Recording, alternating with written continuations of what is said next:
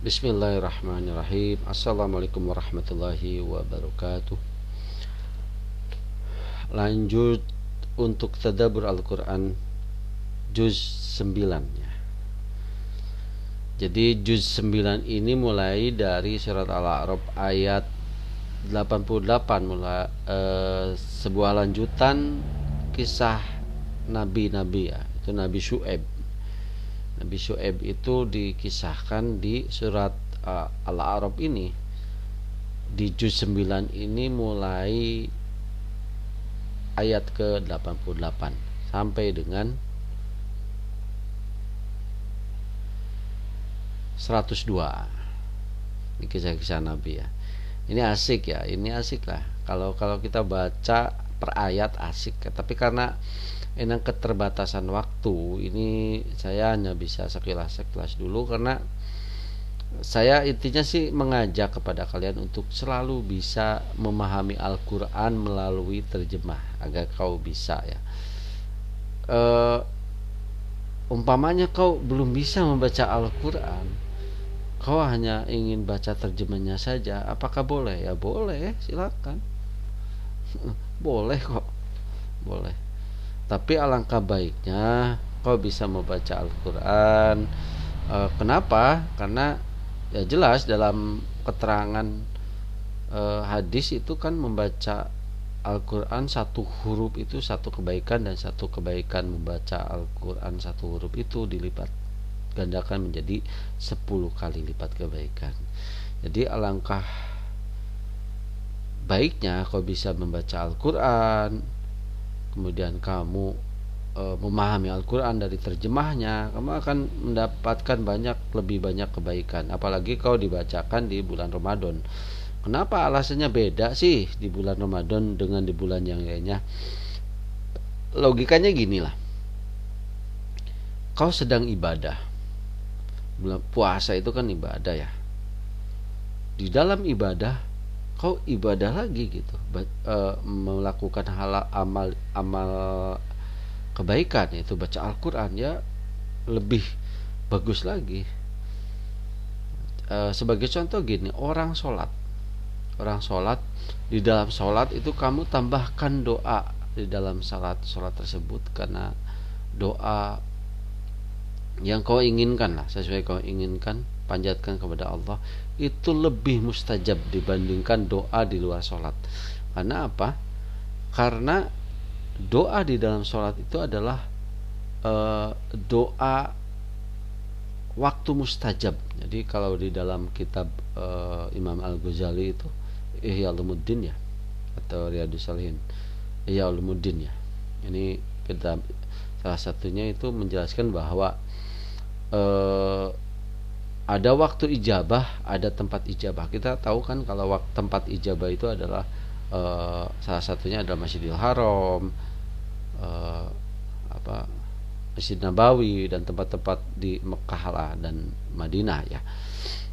Tapi ada waktu-waktu mustajab, itu adalah salah satunya adalah ketika sholat, ketika selesai sholat, ketika kamu tersakiti, terdolimi, itu kan waktu-waktu ijabah, doa yang ijabah, dan banyak lagi lah ya. Ini salah satunya adalah ketika kamu berpuasa ini, ya, Ramadan, bulan Ramadan. Jadi ayolah kita baca Al-Quran, pahami Al-Quran di bulan ini gitu ya. Dan kapan saja, karena baca Al-Quran itu tidak terbatas oleh ruang dan waktu, dimanapun baik gitu. Mau di masjid, mau di rumah, mau di perjalanan, mau di kendaraan, boleh saja. Ini selanjutnya adalah kisah Nabi Musa alaihissalam. Ini kalau saya bisa sampaikan bahwa Nabi Musa ini adalah nabinya Bani Israel ya. Ini banyak sekali. Ini mungkin kalau di dalam Al-Quran ini kisah yang paling banyak ini kisah Nabi Musa dan Bani Israel. Sini saya bacakan salah satunya adalah kemudian kami utus Musa sesudah rasul-rasul itu dengan membawa ayat-ayat kami kepada Fir'aun dan pemuka-pemuka kaumnya, lalu mereka mengingkari ayat-ayat itu. Maka perhatikanlah bagaimana akibat orang-orang yang berbuat kerusakan. Ya, ini sebab akibat yang mereka lakukan di zaman kerasulan Nabi Musa, yaitu Bani Israel dan Firaun ya di sini. Panjang sekali ini. Kan kalau kamu baca ini, kenapa bedanya ini dengan kisah-kisah yang lainnya? Kalau kau baca Al-Quran, terjemahnya sampai kamu bisa paham, ini kamu dapat pahala, yakin. Karena apapun dengan Al-Quran itu, ketika kamu baca Al-Quran atau mencoba membaca terjemahnya untuk bisa memahami, itu dapat pahala jelas, sesuai dengan surat Shad ayat 29 ataupun surat Muhammad ayat 24. Dan menarik gitu ya. Kemudian ini sampai dengan, ini banyak sekali kisahnya Nabi Musa, Fir'aun dan kaum Bani Israel di sini. Ini juga dikisahkan di surat yang lainnya, surat Al-Baqarah yang sapi betina itu ya kaum Bani Israel ya. Ini saking banyaknya, ini sampai dengan, jadi bandingkan yang nabi-nabi yang lainnya, ini kan lebih banyak kisahnya ya, kisah tentang ketauhidan tentunya ya, sampai dengan ayat 171. Kemudian bagian yang lainnya itu ketauhidan sesuai dengan fitrah manusia. Ini ayat 172 sampai dengan 174. Perumpamaan orang-orang yang mendustakan ayat-ayat Allah. Ini ayat 175 ya sampai dengan 177. Kemudian selanjutnya sifat-sifat penghuni neraka. Ini salah satu saya sebutkan saja, ini panjang ya, banyak, ini sampai dengan 2 ayat ya. Sifat-sifat penghuni neraka. Barang siapa yang diberi petunjuk oleh Allah, maka dialah yang mendapat petunjuk, dan barang siapa yang disesatkan Allah, maka merekalah orang-orang yang merugi. Ya, jelas sangat rugi banget, sangat rugi banget. Dan sesungguhnya kami jadikan untuk isi neraka jahanam kebanyakan dari jin dan manusia. Mereka mempunyai hati tetapi tidak dipergunakannya untuk memahami ayat-ayat Allah, tidak untuk memahami ayat-ayat Al-Quran. Ini jelas, ini surat Al-A'raf ayat 79 juga mengatakan begitu. Dan mereka mempunyai mata tetapi tidak dipergunakan untuk melihat tanda-tanda kekuasaan Allah, dan mereka mempunyai telinga tetapi tidak dipergunakan untuk mendengar ayat-ayat Allah. Mereka itu sebagai binatang ternak, bahkan mereka lebih sesat lagi. Mereka itulah orang-orang yang lalai. Ya jelas banget ya, ini jelas ya, jelas, nggak harus bisa nanya ke siapa-siapa lagi. Ini jelas bahwa Allah ciptakan hati agar hatinya itu dipergunakan untuk memahami ayat-ayat Allah atau memahami Al-Quran, dan mereka mempunyai mata tidak dipergunakan untuk melihat tanda-tanda kekuasaan Allah. Jadi makanya kaitannya ada beberapa dengan hal ini, ada beberapa hal yang kaitannya dengan doa. Ketika kamu menghadapi suatu hal, ada membaca subhanallah, alhamdulillah, astagfirullah, Allahu akbar, itu kan karena kita menghadapi sesuatu hal yang kita lapalkan gitu ya. Ini lapal-lapal seperti ini, subhanallah, alhamdulillah, Allahu akbar, astagfirullahaladzim dan lain sebagainya. Ini jika kamu biasakan, ini jelas kamu akan mendapatkan kebaikan-kebaikan. Contoh ya, contoh gini. Contoh, ketika kamu dibangkitkan di di alam barzah gitu. Bangkitkan karena kamu dibiasakan dengan hal yang baik, itu kan nanti akan mendapatkan kebaikan. Astagfirullahaladzim, kok seperti ini itu. Tapi kalau kebiasaanmu melapangkan hal-hal yang tidak baik, so, ketika kamu dibangkitkan di alam barzah, anjing euy. Langsung di gencet aku, digebuk ku malaikat. Jadi selalulah biasakan lafal yang baik-baik ya. Ketika menghadapi sesuatu hal, jelaslah ketika kamu melihat keagungan Allah, keindahan Allah, keindahan ciptaan Allah dan lain sebagainya, biasakanlah melafalkan hal-hal yang baik. Makanya ketika kita kecil juga diajarkan kan doa bangun tidur apa, doa mau tidur apa, doa mau makan apa, doa setelah makan, doa masuk masjid, masuk rumah itu beda, doa dalam perjalanan, majlis hawa bersaha, doa mau makan gitu, Allahumma barik lana fi ma razaqtana wa qina adzabannar. Ini bahkan ada kisahnya seorang anak kecil yang baru bisa baca doanya itu Allahumma barik lana fi ma razaqtana wa qina adzabannar.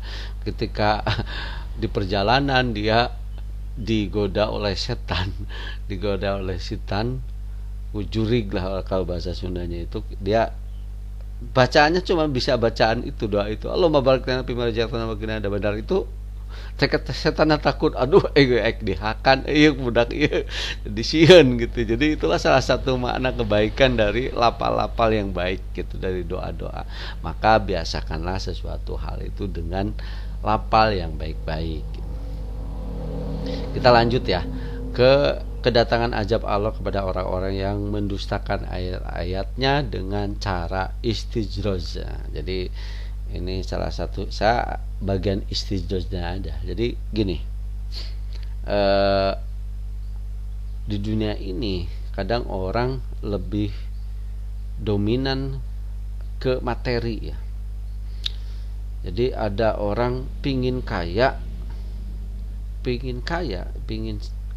kekayaan itu dengan sesuatu hal yang tidak seimbang dengan tidak seimbang dengan keingatannya, kesadarannya kepada Allah Subhanahu wa taala. Jadi kadang gini, buat apa sholat, buat apa zakat, puasa, atau kehidupan lo gitu-gitu aja gitu. Tapi mereka orang non muslim gitu ya, banyak orang yang kaya. Nah ini yang dimaksudkan dengan istijraj. Kalau kamu menemukan orang yang kaya raya, banyak uang, banyak properti, banyak mobil, uangnya banyak lah gitu, tapi dia jauh dari Allah, itulah istijraj gitu. Mungkin bahasanya Allah menyegerakan nikmatnya. Jadi kalau di surat Hud itu disebutkan, kalau kau menginginkan dunia dan seisinya, wazina taha gitu, dan keindahan-keindahan dunia, silakan Allah berikan, silakan sesuai apa yang dia lakukan. Ya pinter dalam otaknya untuk mencari duit, silakan, tapi di akhirat kamu nggak bisa mendapatkan apa-apa gitu. Tapi juga makanya ada istilahnya mizan itu kan seimbang lah ya, timbangan yang seimbang antara dunia dan akhirat. Jadi bukan berarti meninggalkan dunia, ibadah terus ya. Salah juga kalau kamu masih di dunia gitu kan, mesti ada ikhtiar. Ini surat Al-Anbiya, bukan surat Al-Maidah, ayat 103. Surat Al-Maidah ayat 35 sebutkan ya. Sana ada takwa dulu, ikhtiar gitu. Iman, takwa, ikhtiar. Jadi ada ikhtiar dulu, ada ikhtiar. Kalau enggak ikhtiar ya eh, dalam kisahnya Umar bin Khattab kan gitu, lagi apa kamu? Saya lagi berdoa kepada Allah, lagi ibadah kepada Allah, menginginkan di dunia hasanah, kebaikan di dunia. Ya kamu ikhtiar, jangan diam dulu gitu di masjid dulu gitu. Jadi ada itu ya. Kalau di surat Jumu'ah itu ya pangtasiru gitu. Fil ardi. Kamu sali nafkah di dunia ini, berikhtiar gitu. Ada waktunya gitu. Seimbang lah, balance gitu. Jadi bukan meninggalkan dunia, tapi kreasikan dunia itu untuk akhirat. Maksimalkan dunia itu ikhtiar untuk akhirat gitu. Ya begitu sajalah ya. Ini sampai dengan 186. Kemudian bagian yang berikutnya adalah hanya Allah lah yang mengetahui waktu datangnya hari kiamat. Jadi ketika kurang lebih ya, saya bacakanlah di sinilah. Mereka menanyakan kepadamu tentang kiamat. Maksudnya kepadamu itu ke Nabi Muhammad SAW. Bilakah terjadinya? Katakanlah, kapankah terjadinya gitulah ya. Sesungguhnya pengetahuan tentang kiamat itu adalah pada sisi Tuhanku.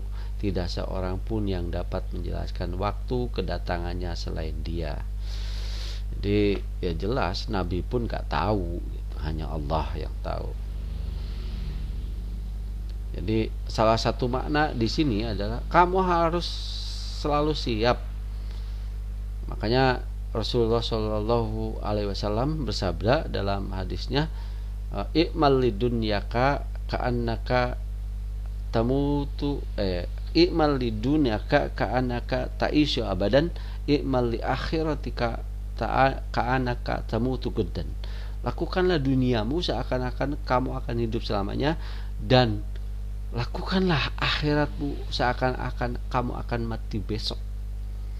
Jadi ya harus serius ini. Jadi harus khusyuk ketika kau melakukan ibadah. Kau harus khusyuk ketika kau melakukan hal dunia sebagai perantara akhirat. Itu adalah kau harus serius.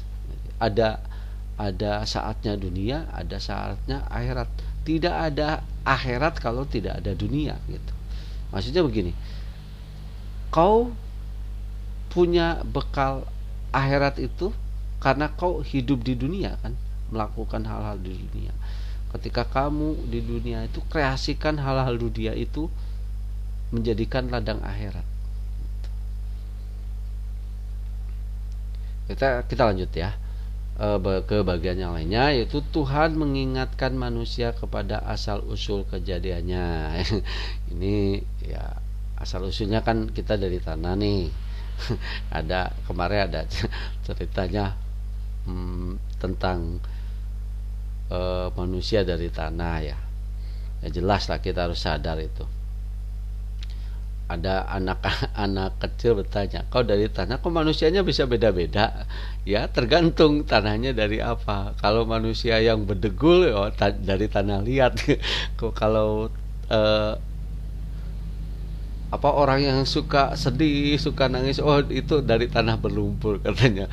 Terus kalau orang yang suka jahat, suka mencaci maki orang, pokoknya hal-hal yang banyak yang jahat gitu yang mereka lakukan, itu dari tanah apa? Dari tanah sengketa.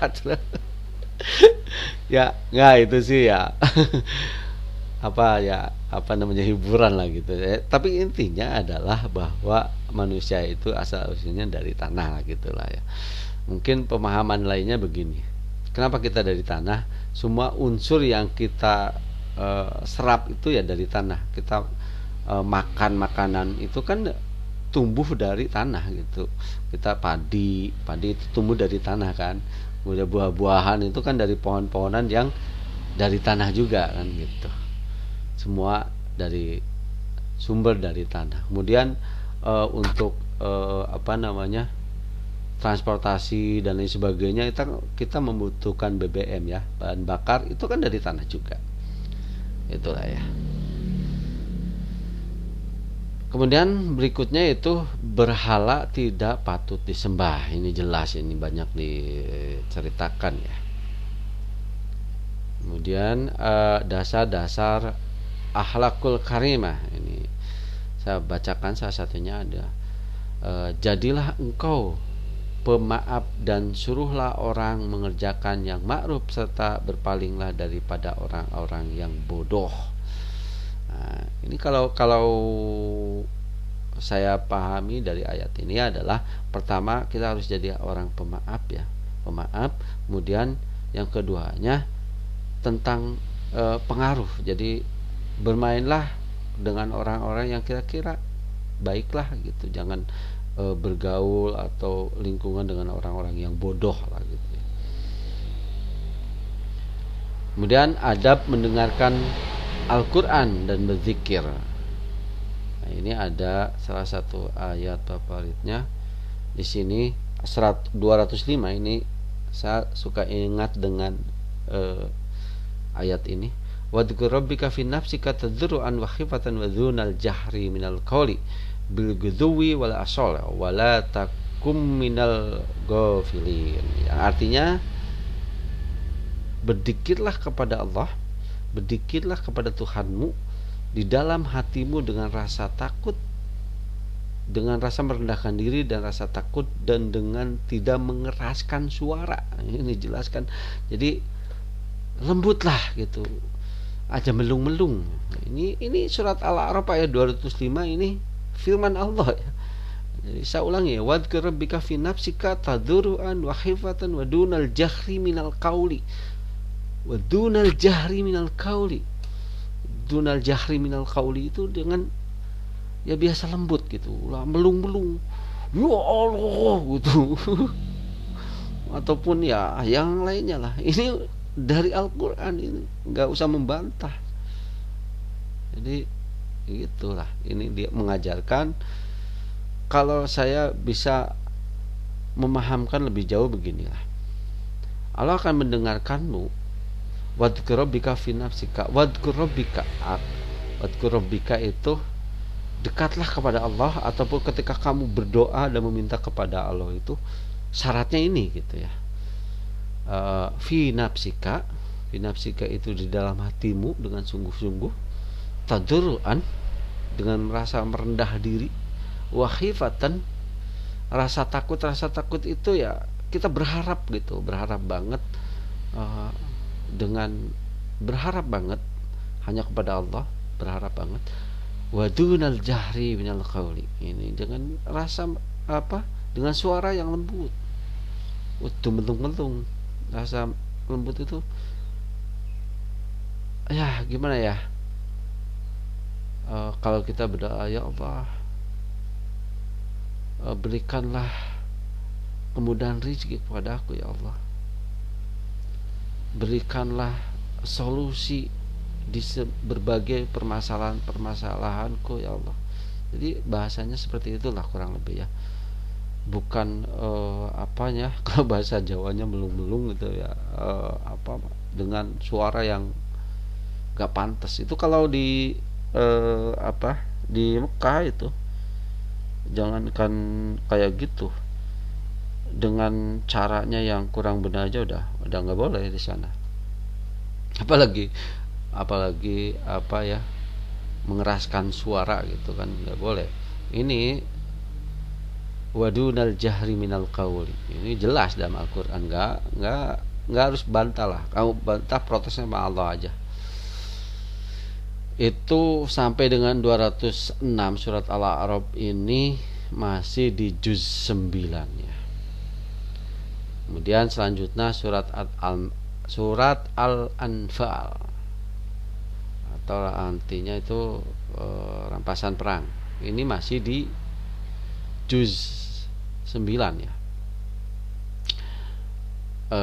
Kisah perang Badar ini, kisah perang Badar ini ada di surat Al-Anfal, karena Al-Anfal ini adalah rampasan perang yang artinya ya kaitannya dengan perang-perang pada zaman Nabi.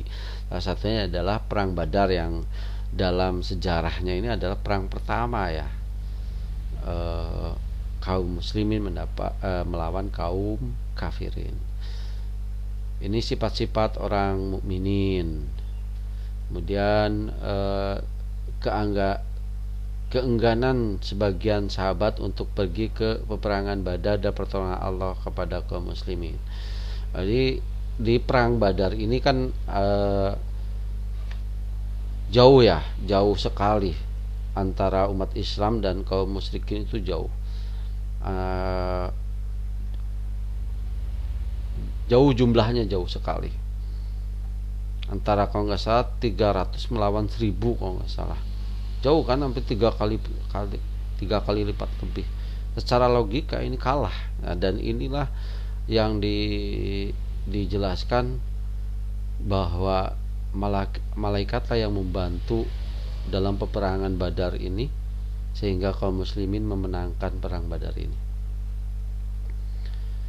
Kemudian larangan melarikan diri dari pertempuran. Ini jelas ya, janganlah. Untungnya sekarang jarang perang, tapi jangan kira kita tidak ada perang fisik. Jelas perangnya melawan godaan setan, karena setan zaman Nabi dengan setan zaman sekarang, setannya lebih banyak. Jadi kita mesti tamengnya lebih kuat gitu. Larangan menyalahi perintah-perintah Allah, ya jelas lah. Seperti tadi ya saya sampaikan, larangan menyalahi perintah-perintah Allah. Jadi ketika Allah firmankan sesuatu hal, ya kamu jangan bantah. Contoh seperti tadi ya, wadhkur rabbika fi nafsika tadarruan wa khifatan dunal jahri minal qauli. Ya udah gitu. Kata Allah, jangan terlalu keras-keras kau berdoa gitu, ataupun dan lain sebagainya yang relate dengan kata ibadah atau doa. Ya udah, jangan menyalahi perintah-perintah Allah, ikut aja gitu. Kemudian surat Al-Ahzab ayat 33, wa qarna fi buyutikunna wa la tabarrujal jahiliyah ula, gitu. Berdiam dirilah kamu di rumah. Untuk perempuan ya, untuk istri-istri Nabi, cuman asbabun nuzulnya itu untuk istri-istri Nabi. Jadi hadis yang lainnya bahwa perintah istri lebih utama di rumah, itu ya jangan membantah gitu. Ini keterangan lebih detailnya nanti ketika ada Al-Ahzab 33 ya, di juz yang berikutnya. Jadi intinya, ketika ada perintah dari Al-Quran, dari Allah di dalam Al-Quran, jangan kau membantah gitu. Kata Al-Quran gitu ya gitu, harus ngikut. Kemudian tentang makanan ayat 173 ya, Al-Baqarah ayat 173, bahwa daging babi itu haram, ya sudah haram. Jangan pingin dalil yang lain, karena alasan gini-gini nggak bisa. Halal ya haram, ya haram, gitu sajalah. Kemudian kewajiban mentaati perintah Allah dan Rasulnya, jelas ini ya, jelas. Kemudian larangan berkhianat dan faedah bertakwa. Nah, ini ada faedah bertakwa. Untuk apa takwa? Ini ada jawabannya di bagian ini, ayat 27 sampai dengan 29. Kemudian permusuhan kaum musyrikin terhadap Nabi dan kewajiban memerangi mereka sampai terpelihara agama Allah, sampai dengan ayat ke 40, dan merupakan ayat terakhir di juz 9 ya. Ya, ini masih di Al-A'raf, Al-Anfal ya. Surat Al-Anfal ini juz ke-9. Ya, begitu saja untuk juz 9. Dan saya tidak bosan-bosan untuk mengajak, mari kita memahami Al-Quran melalui terjemah Al-Quran dan membacanya Al-Quran, agar kamu bisa mendapatkan banyak-banyak pahala di bulan Ramadan lagi, melalui banyak hal ya, media cetak, apakah media elektronik yang kamu punya ya. Jangan sampai kau punya smartphone, di smartphone nggak ada Al-Quran, nggak ada aplikasi Al-Quran. Aduh, Bahaya ini ya. Marilah kita memahami, membaca Al-Quran selalu, karena Al-Quran ini adalah petunjuk hidup kita gitu. Petunjuk hidup apa ya? Hidup ini kan ujian ya, ujian yang harus kita hadapi gitu. Walanabluwanakum bisai'in, Allah telah mengujimu dengan sesuatu ya ini. Hidup itu ujian. Bagaimana cara menghadapi ujian? Ini dijelaskan agar kamu dapat petunjuk itu dalam Al-Quran. Makanya pahamilah Al-Quran. Oke, begitu saja untuk juz 9. Mohon maaf bila ada kesalahan. Wabillahi taufiq wal hidayah. Assalamualaikum warahmatullahi wabarakatuh.